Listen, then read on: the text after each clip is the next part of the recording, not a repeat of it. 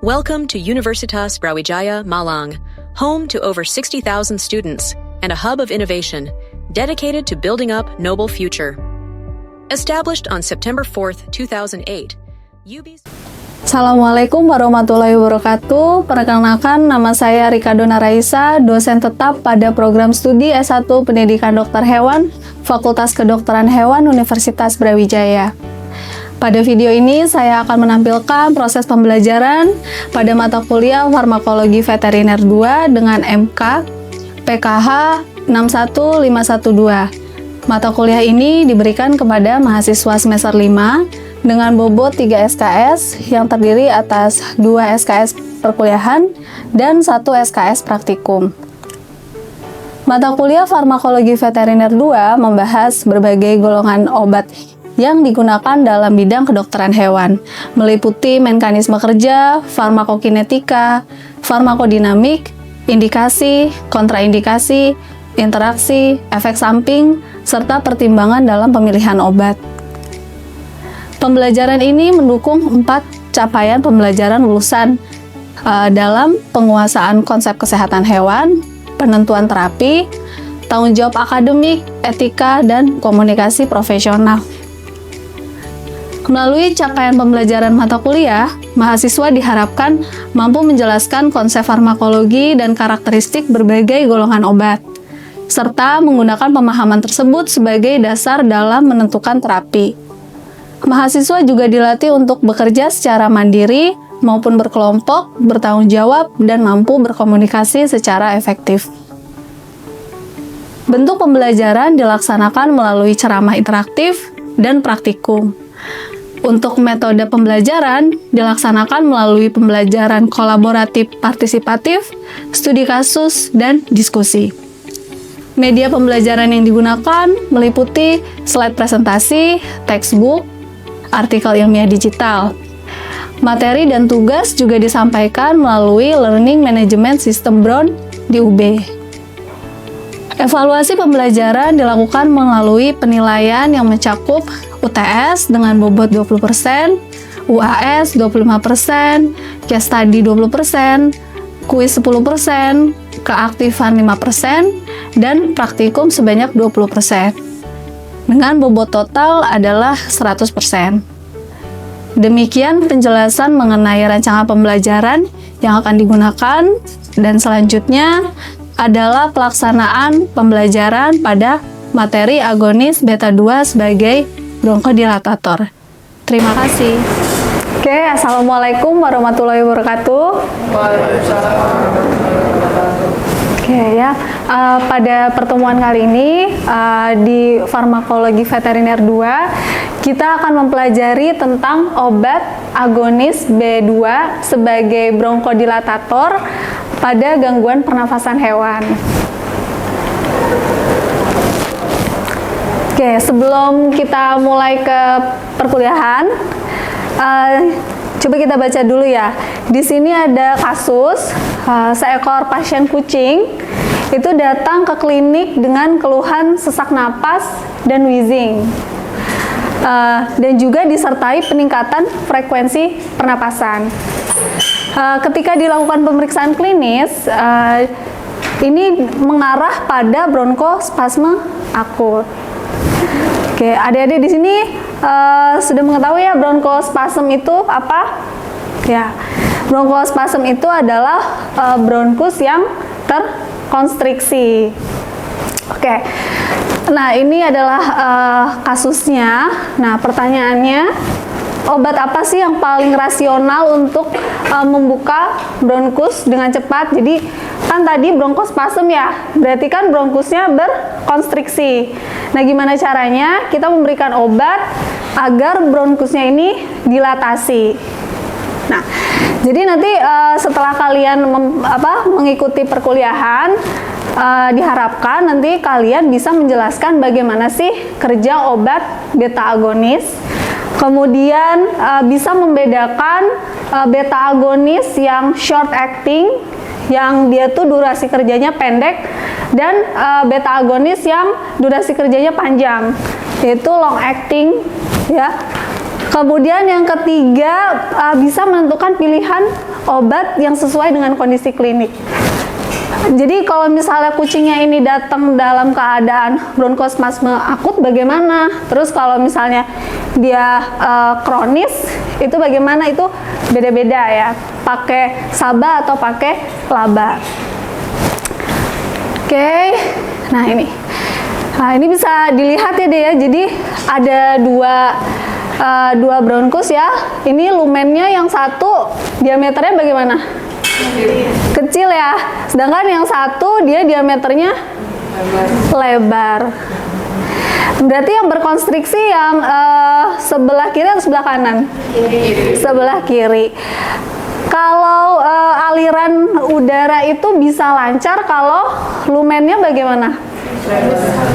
Lumennya melebar ya, jadi aliran udara, aliran nafas bisa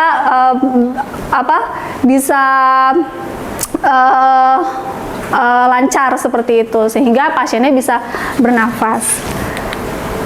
Nah, kemudian bagaimana sih mekanismenya sebenarnya ya obat-obat beta agonis itu bisa menyebabkan bronkodilatasi. Nah, kita lihat dari molekulernya ya, secara molekuler mekanisme aksi dari obat beta 2 agonis. Mungkin masih ingat ya di pelajaran farmakodinamik ada ligan, ada reseptor. Ya, ada yang tahu jenis-jenis reseptor itu apa saja? Mohon izin menjawab dokter. Untuk jenis-jenis reseptor sendiri yang saya ketahui, yang pertama itu ada jenis reseptor yaitu ionotropik, kemudian yang kedua yaitu reseptor terkait enzim, kemudian yang ketiga yaitu reseptor intraseluler, dan yang keempat yaitu reseptor terkoppel protein G. Oke, betul ya. Jadi jenis-jenis reseptor itu ada 4. Nah, kita lihat di sini beta 2 obat beta 2 agonis ini dia akan menempel pada reseptornya, yaitu reseptornya adalah beta 2 ya, karena kan dia obatnya sifatnya adalah beta 2 agonis. Nah, reseptor beta 2 kalau kita lihat di sini dia itu yang tipikal, yang tipenya itu terkait dengan terkoppel dengan protein G. Jadi bisa dilihat ya di sini ada protein G-nya. Protein G-nya punya beberapa subunit, yaitu ada alfa, ada beta, ada gamma. Jadi sebenarnya si protein G subunit alfa ini di sini sebenarnya. Jadi dia tuh di sini sebenarnya.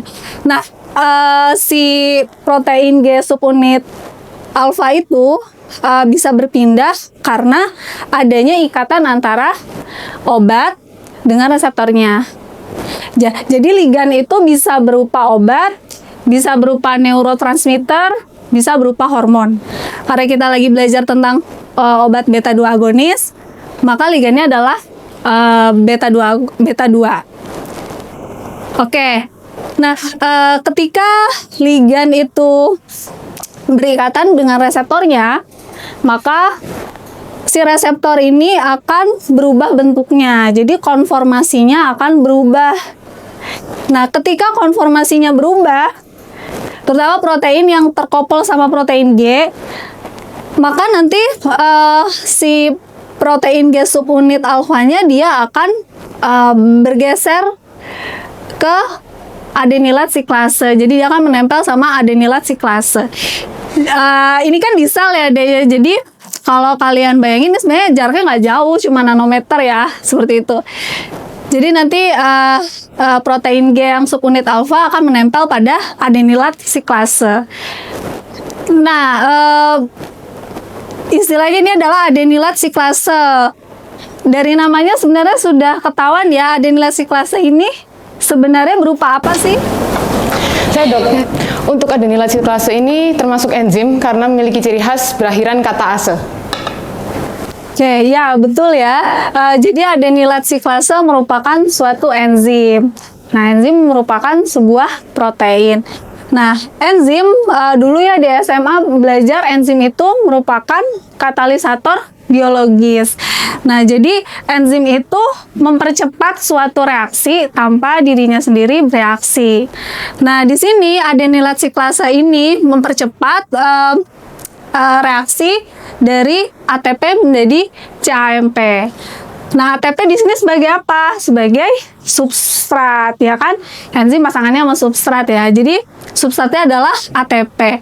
ATP dibantu sama adenilat siklase, bentuknya menjadi CAMP. ATP itu apa? Adenosin trifosfat. Kalau CAMP siklik adenosin monofosfat. Nah, sebenarnya buat apa sih di sini dibentuk adanya CAMP? Ada yang tahu CAMP itu apa? Saya dokter. Siklik adenosin monofosfat itu merupakan second messenger, dokter. Ya, betul ya. Jadi itu merupakan second messenger. Nah, kemudian yang tadi kan second messenger ya CAMP, yang menjadi first messengernya siapa berarti? Beta 2 agonis si obatnya ya, obat beta 2 agonis. Nah, kenapa kok harus melalui second messenger gitu ya, pembawa pesan kedua ya? Karena si obatnya itu kan tidak bisa masuk ke dalam sel. Obatnya ada di ekstraseluler kan ya, dia tidak bisa masuk ke intraseluler. Makanya untuk memperkuat sinyalnya dibutuhkan second messenger CAMP supaya menimbulkan efek biologisnya yaitu bronkodilatator. Nah, kita sampai di pembentukan CAMP. Nah, banyaknya CAMP itu di dalam intraseluler itu akan mempengaruhi kadar kalsium di intraseluler gitu ya. Jadi kalau CAMP-nya meningkat, kadar kalsium di intraseluler itu menurun. Nah, yang kita tahu kan waktu itu belajar ya di fisiologi veteriner bahwa kalau misalnya mau otot itu berkontraksi kan dia butuh kalsium. Nah, sedangkan kalsium di dalam selnya nggak ada. Nah, itu satu. Nah, lewat jalur yang lain, CAMP ini dia akan mengaktifkan enzim lagi, namanya protein kinase A. Biasa disingkat PKA. Nah, adanya PKA ini, dia akan memicu terjadinya fosforilasi. Jadi, kejadian fosforilasi akan tinggi. Oke, ada yang tahu fosforilasi itu apa? Saya dokter, izin menjawab. Untuk fosforilasi sendiri adalah penambahan gugus fosfor pada suatu molekul. Sedangkan untuk fungsinya sendiri itu dapat mengaktifkan suatu enzim maupun dapat menonaktifkan suatu enzim. Ya betul. Jadi itu ya apa yang dimaksud dengan fosforilasi. Nah, di sini apa yang terfosforilasi? Yang terfosforilasi adalah MLCK, yaitu myosin light chain kinase. Jadi MLCK itu terfosforilasi. Kemudian karena adanya PKA aktif, maka dia juga akan mengaktifkan myosin fosfatase, enzim juga. Nah, myosin fosfatase ini di fisiologi normalnya dia itu akan memberikan fosfor ke MLC. MLC itu adalah myosin light chain, nggak pakai kinase ya, jadi MLC saja. Nah, kalau normalnya MLC itu berikatan sama fosfor, terfosforilasi, maka akan otot itu bisa berkontraksi. Nah, tapi kalau MLC-nya ini tidak mendapat fosfor karena adanya peningkatan CAMP tadi ya, dia hanya MLC saja. Nah, kalau MLC saja, myosin nggak bisa berikatan sama aktin. Akhirnya tidak bisa berkontraksi. Jadi ototnya berdilatasi. Nah, itu secara molekuler ya. Jadi dari mekanisme ini kalian akan paham bagaimana sih si obat beta 2 ini bekerja sebagai bronkodilatator. Terus tadi ingat ya, ada short acting beta 2 agonis, ada yang long acting beta 2 agonis, SABA dan LABA. Nah, bedanya di mana sih sebenarnya SABA dan LABA? Dia itu bedanya di sifat kimianya. Jadi kalau misalnya dia SABA yang short acting, itu dia sifat kimianya obatnya itu tidak terlalu lipofilik. Nah, karena tidak terlalu lipofilik, sedangkan kita tahu sel membran sel itu terdiri dari fosfolipid ya. Jadi yang terluar itu dia hidrofobik kayak gitu. Jadi kalau obatnya sifatnya dia lipofilik, dia gampang nemplok di situ ya. Jadi berada di sekitar area reseptor itu akan lebih lama. Tapi kalau obatnya tidak terlalu lipofilik, ya akan sebentar berada di area reseptor, sehingga efeknya juga akan sebentar. Nah, itu tentang mekanisme aksinya. Oke, contohnya untuk obat yang masuk golongan SABA itu ada salbutamol. Biasa ya ini. Biasanya kalau ada di sini yang penderita asma itu dia pakai salbutamol yang di inhale itu adalah salbutamol. Terus kalau ada juga yang laba itu contohnya ada salmeterol. Seperti itu. Nah, SABA dan laba ini kan ada short dan long. Konsepnya juga beda. Jadi kalau yang short acting, konsepnya cepat, tapi durasi obatnya itu juga cepat hilang. Kalau long acting, dia durasinya lama, jadi sekalinya dia berefek tuh lama, efeknya bisa sampai 12 jam. Tapi onsetnya dari mulai dihirup sampai terjadi efeknya itu akan lama juga, sekitar 15 sampai 30 menit. Nah, dari karakteristik itu kita bisa menentukan terapi apa misalnya untuk akut dan yang kronis. Kalau untuk pasien dengan bronkospasma akut butuh penanganan cepat tidak? Ya, butuh penanganan cepat kan. Berarti kita harus pilih obat dengan onset kerja yang cepat ya. Maka kita pilih yang SABA. Nah, kalau misalnya ya asma tapi bisa tidak akut gitu ya, masih bisa ngambil obat dulu atau gimana, itu kita pakai yang laba untuk pemeliharaan gitu.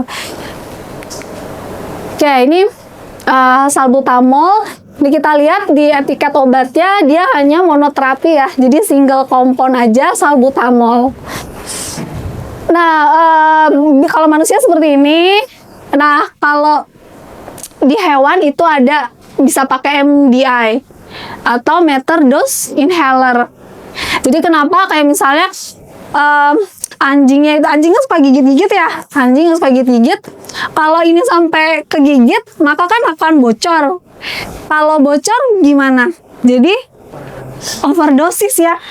Nah, bahayanya apa kalau overdosis? Terjadi toksikosis ya, jadi toksikosis. Nah, perlu diperhatikan juga jika hewannya punya gangguan jantung. Jadi untuk obat-obatan beta 2 agonis itu kita perlu cek dulu riwayatnya sebelum kasih obat, apakah ada gangguan jantung atau tidak. Nah, kenapa kita harus hati-hati gitu ya? Karena beta 2 reseptor itu tidak hanya ada di bronkus ya, otot polos bronkus, tapi ada juga di jantung. Dan sifat obatnya salbutamol maupun salmeterol dia tidak selektif. Jadi kalau udah pasien memang jantungnya ada gangguan jantung, takikardi gitu, dan itu bisa memperparah. Jadi perlu hati-hati ya. Nah, kalau yang salmeterol ini kan dia long acting. Nah, dilihat di etiketnya, di sini dia nggak hanya single compound ya, tapi ada fluticasone. Nah, fluticasone adalah glukokortikoid gitu. Jadi kalau misalnya untuk penanganan cepat kita pakai laba, tapi itu hanya melegakan ya aliran nafas, tapi sebenarnya gangguannya masih ada sih. Misalnya kalau gangguannya karena adanya inflamasi di saluran pernafasan kan bisa edema ya, bisa terjadi edema, bisa jadi penumpukan mukus yang mana akan mempersempit jalur nafas. Nah, jadi kalau yang salmeterol, yang laba ini, dia dikombin sama glukokortikoid untuk menekan inflamasi. Jadi selain melegakan saluran berbronkodilatasinya itu, dia untuk menekan inflamasi, mengurangi edema, kemudian juga menekan produksi mukus. Kenapa si beta 2 agonis ini perlu dikombin sama glukokortikoid? Karena beta 2 agonis ini obatnya tidak berfungsi sebagai antiinflamasi. Jadi kita mesti menambahkan antiinflamasi seperti itu. Kemudian untuk kontraindikasinya ya hati-hati dengan pasien gangguan jantung. Gitu. Nah, kesimpulannya, kesimpulannya obat beta 2 agonis itu menyebabkan relaksasi otot bronkus ya, atau bronkodilатasi. Kemudian yang SABA itu untuk kejadian akut. Kalau yang LABA untuk kontrol jangka panjang ya, untuk pemeliharaan. Jadi bukan untuk terapi serangan akut. Nah, kemudian ingat sampai kapanpun ya, beta 2 agonis itu tidak memiliki fungsi sebagai anti-inflamasi. Nah, itu ya. Mungkin itu saja untuk kuliah hari ini. Apakah sudah jelas? Sudah jelas. Oke, ya terima kasih untuk pertemuan perkuliahan hari ini. Assalamualaikum warahmatullahi wabarakatuh.